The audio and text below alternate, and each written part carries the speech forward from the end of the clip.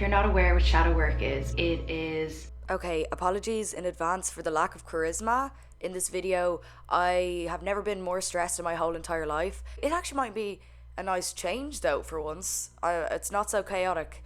And maybe to some people a bit more enjoyable and digestible, but to a lot of people probably boring. So I think though the information I have in this video is very valuable, so I still wanted to upload it because I want people to know about shadow work because it's very beneficial. Anyway, enjoy. Looking at the part of your psyche that we usually claim to not be our own, so any sort of negative attributes that we believe that we have, sort of like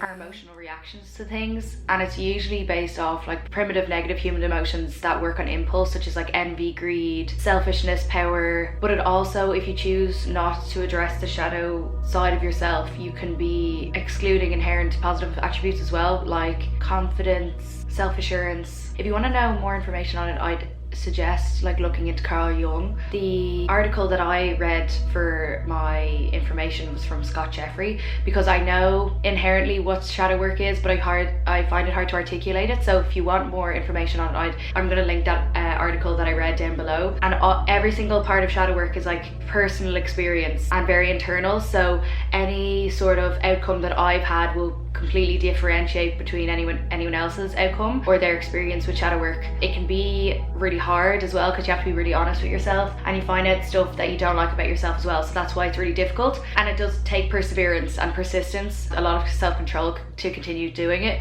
because it's very easy to just ignore shadow work and never do it. But I just wanted to kind of reduce my amount of projections that I put onto other people, reduce judgment to others, and also improve my relationships and creativity and self-assurance. A lot of the times, if you refuse to address the part of your shadow or the dark side of yourself, is basically deeply ingrained in your subconscious, and your subconscious works on autopilot a lot of the time. So if you feel like you're having visceral responses to a lot of things, or maybe a real high emotional reaction, or take things really personally, or you find yourself being really mean sometimes and you don't really know why and you want to stop. So the benefits that I saw is that it really improves your relationships, especially romantic and friendships and family relationships, which I know can be really hard for people. If you feel like you have no commonalities maybe with your family members and you have to live with them, this kind of helps you have more empathy for others and kind of understand that people aren't going to be the same as you and not going to have the same outlook in the world as you. It makes you a lot less irritated and have a bit more patience for people.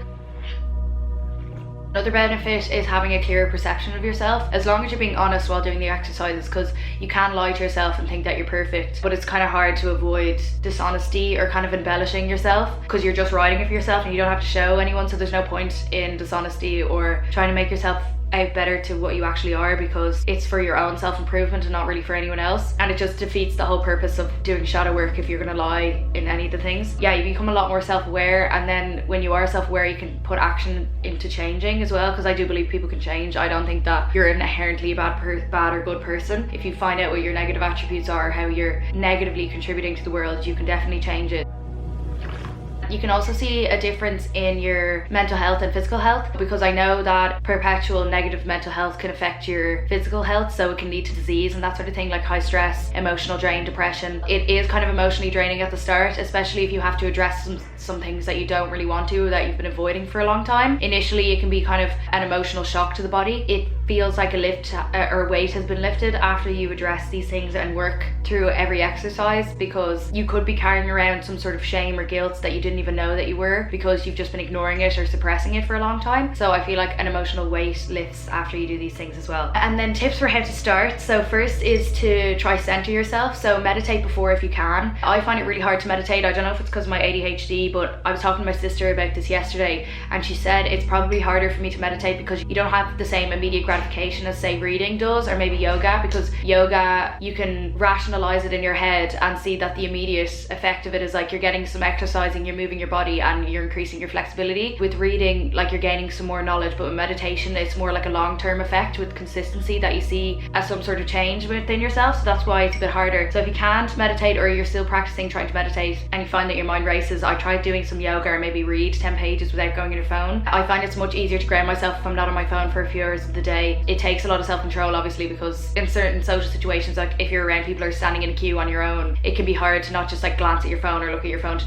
distract yourself. You'll see a lot more positives in just letting yourself think, or like actually being an observer of your thoughts. Next is to cultivate self-compassion. I found that I was being really hard on myself when I was doing these, where I thought, I was a greedy bitch and I'm really selfish. I always have an ulterior motive, and I went through a stage of actually thinking I was genuinely evil from addressing all of these things and personality traits I have and kind of my ambition and what motivates that. I thought that it was like all negative and materialistic and shallow. That's just a short phase that you have to go through, I suppose, to do this, to make sure that you are being kind to yourself, because otherwise you're not going to continue doing it if you keep making yourself feel shit. And remember that you're only a human, and every human has negative attributes. Every single person that you maybe look up to or admire in terms of their outlook on the world or contribution to the world at some stage was probably a shit person as well, and then they have to grow from that. Keep note of your emotional reactions and how you approach the situation. See if it's derivative in your emotional reaction or a logical one. So if it's like rational or irrational, and why do you think that is, and why do you think you're behaving that way, and what ways can you improve it? Can you put yourself in the other person's position and look at the situation from their eyes? It will be uncomfortable, but the rewards are worth the discomfort. I found what helped me a lot as well is talking to myself. It could be an internal narrative or external, like you could be actually speaking out loud if that makes it easier for you. I find it easier to be an observer of my thoughts if I speak them out loud, because otherwise my mind just races and jumps to the next thing if I'm not talking to myself. Challenge your acts of virtue. So if you're putting a lot of effort into someone, or if you want to impress someone a lot, ask yourself why. Is there a hidden meaning as to why you want this person's attention? Are you going to gain something out of it? And there is a thing called shadow archetypes, where there's all different types of people. You can look them up as well if you want to. I haven't really looked into them, but the example that I use in my head is tarot cards, because every single tarot card, although some are more positive than others, each tarot card has positives and negatives. So I'm going to read the prompts that I was using for the past 2 weeks, and the ones that I kind of took ones from loads of different, what's that word? My brain's not working. Outlets. First one is easy. How can I be kinder to myself? In what ways do I punish myself? So this one, you don't really have to address any negative emotions of how you're contributing to the world, but you will have to address some sort of negative attributes that you have that's affecting your own personal living experience. So it's very internal. Actually, I can use my own experience from this. So from being in lockdown, I think, and I've never had this issue before, but I've had such a problem like my body image, finding my actual physical appearance repulsive in the mirror, trying to get used to that. Usually I would go to immediate fixers, like getting my lips filled or putting loads of tan on or dyeing my hair. So instead I've stopped wearing tan, tried to exercise a bit more, which is like more of a practical answer to, hating your physical appearance. It's derivative of having just too much spare time, I think, and just overthinking, because I usually don't have those kind of thoughts. But I found that like exercise and being outside a lot more helps, and because the weather's getting better, that helped me a lot. What it was coming from was, when I wrote down this piece, it was coming from having too much spare time and also being on my phone too much and comparing myself to other people. Spending less time on my phone, reading a bit more, and just like filling my time with other things rather than thinking about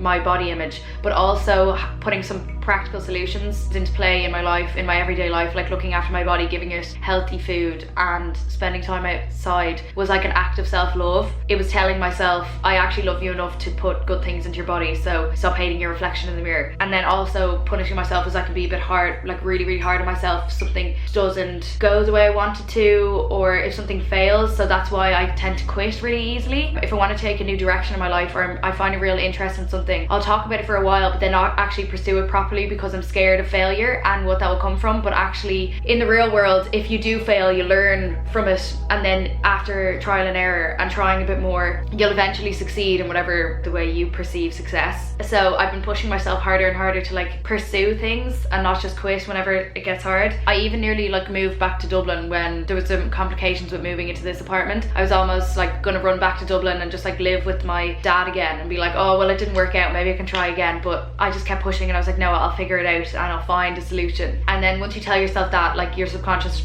finds ways in finding a solution for you. And then next one is like following on from the first one, is what is my definition of failure? What's something that I have failed at, and what emotions did I feel? How did I move forward? This could be like failing your first year of college, failing your exams, a failed relationship, a failed friendship, a failed business maybe, and then you'll kind of find the motivators behind what made you feel bad about failing at that. And usually it is because you like want to impress the people around you, or you want your parents to be proud of you rather than what you want, which is kind of like how I felt. And especially because I'm perceived by a larger range of people on the internet than most of my peers, if you know what I mean. I find that I have to prove to the people that follow me that my life is really together and that I succeed in everything, and I'm comparing myself to like other YouTubers who are doing really well, but that's just because it's just the way that I want my audience to perceive me rather than myself, or make myself proud, or what even like brings me happiness. So that definition of failure was that I didn't want other people to perceive me as not having my life together, or having my shit together, or being happy. And after doing this exercise, I find that I want to just impress myself and make myself happy, not base everything on immediate gratification or immediate success. I have to try and really pursue things that I actually want, because a lot of things I want at the moment will take time and like study and a lot of effort and work. So obviously to other people I can't like be bragging about it or talking about it on podcasts or be interviewed about it, or even talk to my family about it, because nothing actually has happened yet, and it takes time. You know, you have to build up knowledge and skills to be able to pursue the thing that you want. So that's where my focus is going into now. And then the third prompt is, do you hold any grudges that you could let go? What is your motive for holding on to them? This could be like fighting with your parents, or that you've gone through a breakup or you're broken up with. I found that if I was ever rejected by someone, that it was very much motivated then by my ego after that. What your initial thought is, why did they, you know, searching for an answer, why did they not like me? What did I do wrong? What that's actually saying to you, what the hidden message behind that is, I think I'm good enough for them, and I'm good enough for them to stay with me, and I was more suited to them. Where that's like a skewed perception of what the relationship actually was, and they don't actually owe you anything, and you're allowed to dislike people, and they're fully within their right to dislike people as well. And it not necessarily has anything to do with you or any sort of attributes they have, but maybe someone else is just a better suit to them and you're not that person. And that's something that you just have to accept and get over and move on from, because you're also within your right to do that to other people too. But sometimes things just don't work out, and then you start just like perpetually hating the person for absolutely no reason. And then the next one kind of follows on from that as well, is think of a time someone broke your heart. In what ways do you think you could have been responsible as well? This one is like the hardest one for me, I think, because I was just perpetually sitting in a pit of self-pity. If I'm going into any of future relationships, it'll help me a lot more, and it'll be a lot more beneficial that I know how to approach situations that I maybe miscommunicated in the past or had an emotional reaction to. A lot of it was my own fault, but because I didn't address what sort of issues that I brought to the table either, I just had a chip on my shoulder, I suppose. I wasn't going to grow from that if I wasn't ever going to address what I did wrong in the relationship. That was probably the most beneficial one that out of the prompts that I did, because it's hard to be honest with yourself about what kind of negative attributes you had in a relationship, because it's so easy to make everyone else see you as the angel and like they're the shit person, because if they can't love you anymore, you want everyone else to not like them as much as you don't like them anymore. But it's only putting yourself in more and more pain. Once you address this, and if you're going through a breakup, it really helps you get over the person, because you can see what faults that you had and what you can do better in the next relationship. And as well, if you didn't get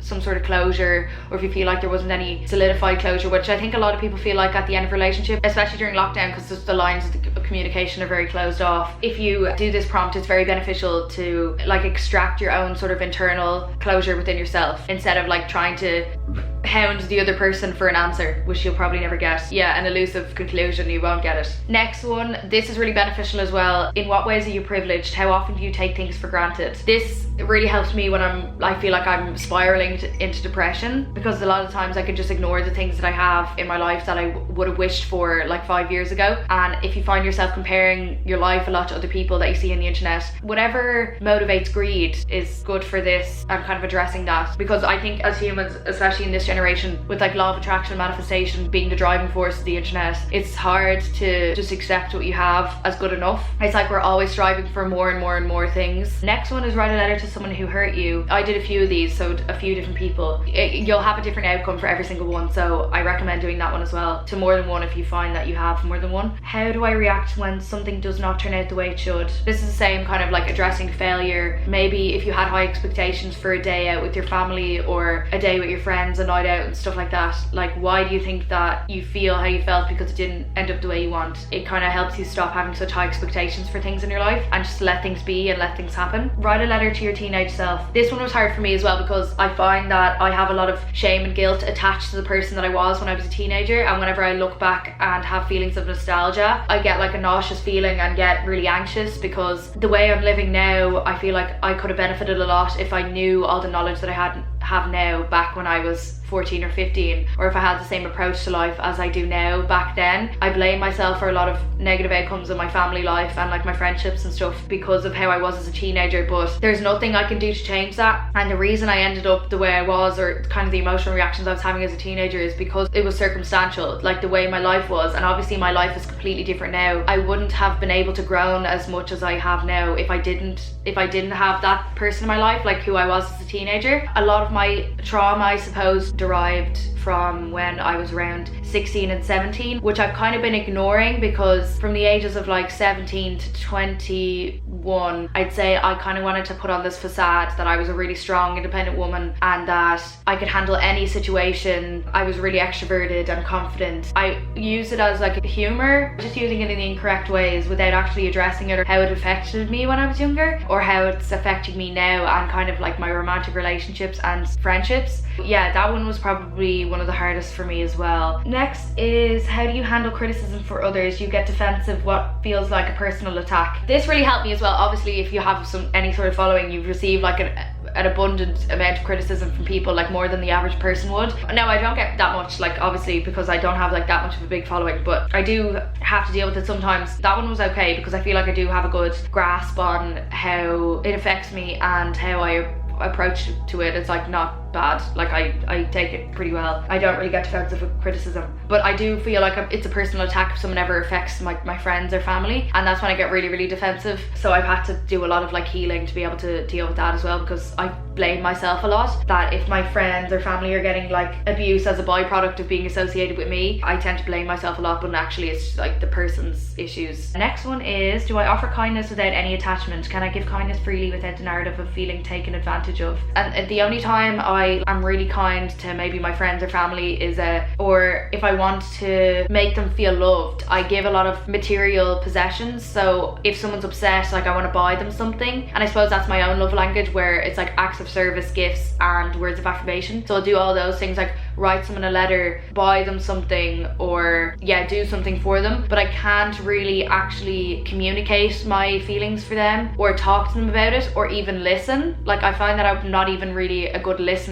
So I'm communicating or acting out my love language to or projecting my love languages onto other people and not actually addressing what theirs is or what might they need from me. That's what I figured out from doing that. And then I feel taken advantage of because maybe it's not reciprocated to the extent that I need it from other people, or I want it. I don't necessarily need it, but I want it from other people, and I expect the same, even though their love languages might be different and I'm not communicating that to other people. So that's why I've just had to like let go of expectations from what I want from other people or like need from them. Describe a person you have a strong negative reaction to and their negative qualities. Replace your name with theirs. Why am I feeling this? So this can work a lot with you know, it's like even the sight of someone just irritates you, or even the sound of their name. So I had someone in mind for mine who I don't even know that well, but the reason I found after writing the whole thing was that I don't like them because of the qualities that I see in them that I hold within myself. There's all the negative qualities that I have within myself, but they were so overt about it, and I suppose I was holding so much shame and guilt about those qualities that I hold within myself. My reaction was, how dare they be like that